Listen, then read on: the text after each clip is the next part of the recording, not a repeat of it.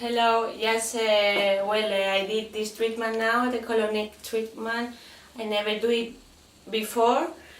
Just once, 3 months ago, and actually I felt so good. I lost weight 3 kilos, and I do this treatment because usually I drink coffee, I smoke, my diet is not really healthy because sometimes I eat outside, and I think this treatment is very healthy because just it's hot water and clean your colon, and after the treatment you feel light, with more energy, absolutely more energy.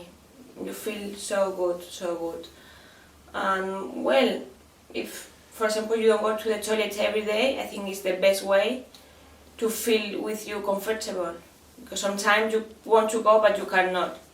I think this problem, a lot of people got this problem, and I'm so happy because I'm from Spain and I never had this treatment in Spain, and here is not far from my home, and it's easy to come here. Today is my day off. I did this treatment this morning and I feel so happy. Now I'm going to enjoy my day. I'm not gonna eat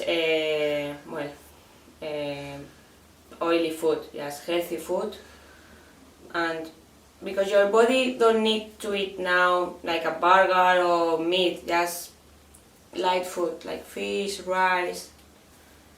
So that's it.